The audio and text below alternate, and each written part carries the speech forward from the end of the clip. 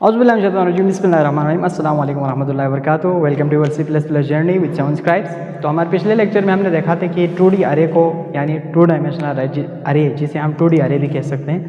कैसे डिक्लेयर करना है और कैसे इनिशियलाइज करना है। ठीक है, आज की इस लेक्चर में हम देखेंगे कि उसको हमने फंक्शन को कैसे पास करना है। ठीक है, तो सबसे पहले बेसिकली फंक्शन को जब आप पास करते हो तो सिमिलर है 1D यानी 1 डायमेंशनल अरे के तरीके से आप उसको पास कर सकते हैं। यानी जब भी आप अरे को पास करते हैं तो वो बाय रेफरेंस पास होता है। ठीक है, तो 1D अरे के केस में हम क्या करते थे, इधर एक सबस्क्रिप्ट ऑपरेटर लगाते थे, ठीक है ना, और उसमें हम कोई साइज़ वगैरह मेंशन नहीं करते थे, साइज़ को अलग से भेज देते थे। 2D अरे में क्या करते हैं, आप 2 सबस्क्रिप्ट ऑपरेटर्स लगाएंगे और इस बार क्या करेंगे, कॉलम जो नंबर ऑफ रोज है ना, इधर फर्स्ट में क्या आता है नंबर ऑफ रोज जितने हैं उसको आप नहीं भेजेंगे, सिर्फ नंबर ऑफ कॉलम्स को भेजना है। यानी अगर आपके पास 3x3 की अरे है, यानी 3x3 की अरे है, तो आपने पैरामीटर में ये मेंशन नहीं करना, पैरामीटर लिस्ट में नंबर ऑफ रो को आपने मेंशन नहीं करना, सिर्फ आपने सबस्क्रिप्ट ऑपरेटर लगा के छोड़ देना है। उसके साथ ही कॉलम को जब आप भेजते हैं तो कॉलम को आपने कॉल करते वक्त उसको भेज देना है। ठीक है, वो कॉल करते हुए आप सिर्फ अरे का नाम लिखते हैं, पैरामीटर जिसमें आपने क्या करना है, इसको नंबर ऑफ कॉलम को मेंशन कर देना है, और जो इधर हमने मिस किया था नंबर ऑफ रो को उसको हम अलग से भेज देंगे। ठीक है, तो इसी तरह आएगा और बाय रेफरेंस आएगा। ठीक है, अब एक बात यह है कि आप चाहते हैं कि आपके अरे में कोई चेंजेस ना आए, ठीक है ना, या अरे जिस हालत में हो उसी हालत में रहें, तो आप क्या करेंगे, इधर कांस्टेंट लगाएंगे। ठीक है, तो जब आप कांस्टेंट लगाएंगे तो इस बॉडी के अंदर कहीं पे भी आप इस अरे में कोई चेंजेस नहीं कर सकते, यानी या अरे के एलिमेंट को आप डिलीट नहीं कर सकते, ठीक है, या उसमें कोई और वैल्यू आप डाल नहीं सकते, क्योंकि इधर हमने कांस्टेंट लगा दिया। ठीक है, अगर आप कांस्टेंट ना लगाते तो हमने पिछली बार भी जिक्र किया, इस बार भी यही होगा, 2 डायमेंशनल अरे में भी कांस्टेंट ना लगाएंगे तो इस फंक्शन के अंदर जो भी चेंजेस होंगे ना अरे में, सपोज अरे में से कोई वैल्यू डिलीट कर दे तो ठीक है, तो वो मेन अरे में जो जहाँ मेन में अरे बनी हुई है या जहाँ कहीं से आप इसको फंक्शन को कॉल किया है उसमें जहाँ पे अरे बनाया हुआ है उधर भी वही चेंजेस आ जाएंगे। ठीक है, अब हम इसको हमने नेक्स्ट बॉडी के अंदर हमने ये देखना है कि उसको प्रिंट कैसे करना है। ठीक, तो उसके लिए हमने सपोज हमारे पास इधर से नीचे को आप 1 मिनट के लिए स्किप कर दें, तो सपोज आपको इधर नजर आ रहा होगा ये क्या है, इटसेल्फ एक अरे है, ओवरऑल 2 डायमेंशनल अरे है, उसके जो फर्स्ट रो है वो इटसेल्फ एन अरे है। ठीक है ना, तो इसको प्रिंट करने के लिए आपको क्या लिखना पड़ता था, आपको एक लूप लगाना पड़ता था, यानी it is a first 1 dimensional अरे, एज 1 डायमेंशनल अरे आपको नजर आ रहा है। ठीक है ना, इधर से नीचे को आप अगर स्किप कर दें तो इसको प्रिंट करने के लिए आपको सिर्फ एक लूप चाहिए था, आप 0 से लगा लेते थे और साइज जितना है उससे एक कम, सपोज इसमें अभी साइज कितना है 1 2 3 4, उससे एक कम तक चला के उसको आप प्रिंट कर देते थे। अब क्या है, आपके पास मल्टीपल अरे से फर्स्ट अरे को आपने एक लूप लगा के प्रिंट कर दिया, आपको सेकंड को भी करना पड़ेगा, थर्ड को भी करना पड़ेगा, फोर्थ को भी करना पड़ेगा।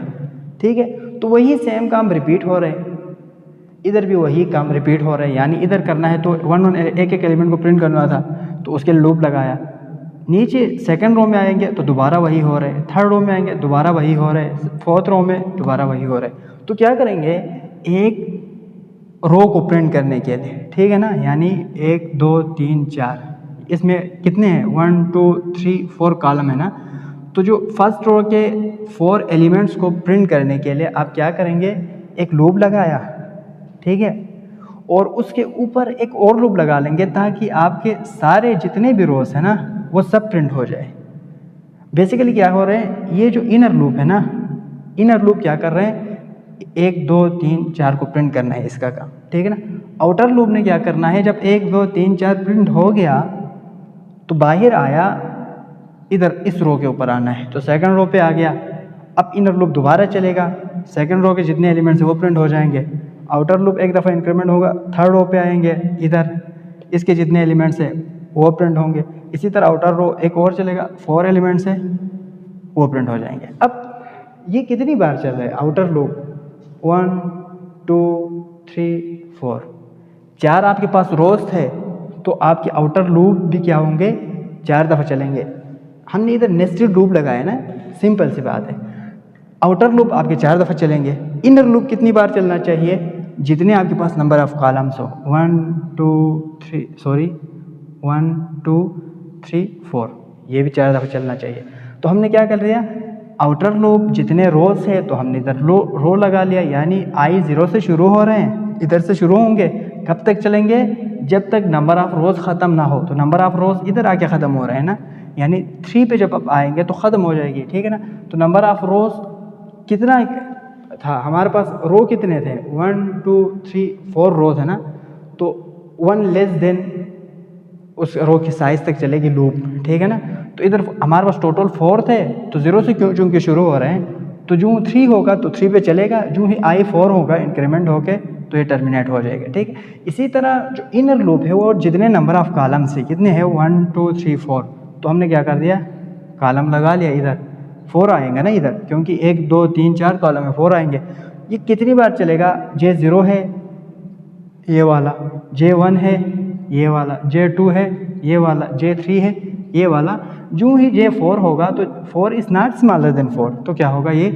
इधर से टर्मिनेट होगा। जब ये इधर से टर्मिनेट होगा इनर लूप, तो क्या होगा, इनर लूप के अंदर हम क्या कर रहे हैं, प्रिंट कर रहे हैं। इसको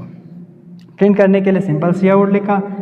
इंसर्शन ऑपरेटर, अरे का नाम, फिर इधर मैंने लिख लिया I और इधर मैंने लिख लिया J, ठीक है। तो जो ही इनर लूप ख़त्म होंगे आउटर लूप के ऊपर आएगा। इसका काम किस तरह से हो रहा है, पहली बार जब I 0 है इधर क्या आएगा, I तो 0 रहेगा, I 0 है तो इधर I 0 आ गया, फिर I जब 0 हुआ तो इनर लूप पे आया, ठीक है ना, अंदर आता है ना I 0, तो I 0 is smaller than number of row, number of row कितने हैं 4, तो अंदर आ गया, इनर लूप चलना शुरू हो गया। इनर लूप में J 0 हो गया पहली बार, और J is smaller than number of column, एक दफ़ा चला इधर आया, तो अब I की वैल्यू क्या है 0 है, J की वैल्यू भी 0 है। जब 0 0 अरे की 0 0 एलिमेंट, 0 रो और 0 कॉलम, ये वाला एलिमेंट, ये क्या होगा, प्रिंट। अब आप इधर से निकल के डायरेक्ट बाहर लूप पे तो नहीं जाएंगे, क्योंकि हम नेस्टेड लूप ऑलरेडी पढ़े हैं। इधर से निकल के किधर जाएंगे, जब तक इनर लूप ख़त्म नहीं होंगे आउटर लूप के ऊपर नहीं जाएगा। तो इसका मतलब है इनर लूप एक दफ़ा ख़त्म होने तक इसकी वैल्यू तो वही रहेगी जो अभी है, तो I दोबारा 0 रहेगी, ठीक है ना। इनर लूप में अभी 0 था, एक इंक्रीमेंट हुआ तो अभी 1 होंगे, ठीक है। तो 0 और 1, रो क्या है 0 है, यानी I रो को रिप्रेजेंट कर रहे हैं, तो रो तो 0 है, कॉलम क्या है 1, कॉलम 1, तो ये वाला एलिमेंट प्रिंट होंगे। इसी तरह एक और इंक्रीमेंट होंगे तो 2 होंगे, रो अभी भी 0 है, कॉलम 2 ये वाला, फिर एक और J में इंक्रीमेंट होंगे तो 3 होंगे, तो ये वाले एलिमेंट होंगे, फिर एक और J में इंक्रीमेंट होंगे, अब ये 4 होंगे, तो J क्या होगा J4, ये भी नंबर ऑफ कॉलम भी 4, तो 4 इज़ नॉट स्मॉलर देन 4, तो क्या होगा, इनर लूप से निकल के बाहर आ जाएगा, इधर आ जाएगा, ठीक है। फिर इधर आने के बाद मैंने क्या किया है, अभी मेरे पास क्या हुआ है, एक रो जो है मेरे पास प्रिंट हो गया,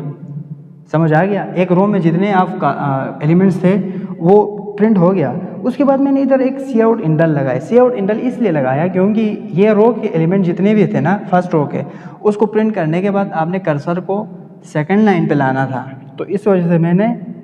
इंडल लगाया। अगर आप नहीं लगाते इंडल तो क्या होंगे, दूसरी रो के जो एलिमेंट्स है वो इधर से,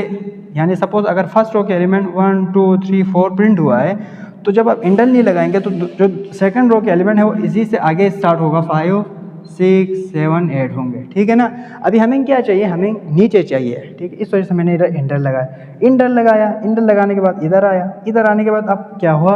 आउटर लूप पे चला गया। अब क्या होंगे, अभी I 0 था, अब I में इंक्रीमेंट होंगे, I 1 होंगे, दोबारा इनर लूप एक दफ़ा चलेगा 1 के लिए तो दूसरा होगा, दोबारा इधर आएंगे तो I 2 होंगे, तीसरी बार चलेंगे, इसी तरह सारे एलिमेंट्स आपको प्रिंट होके मिल जाएगा। सो ये कंसेप्ट था बोर्ड के ऊपर हमने समझा, इसको हम सिस्टम के ऊपर अभी इम्प्लीमेंट करके देखते हैं, फिर उधर इसका बिहेवियर हम देखते हैं, और 3D अरे ये भी एक कंसेप्ट है, उसको भी हम ज़रा थोड़ा टच करते हैं, ठीक है।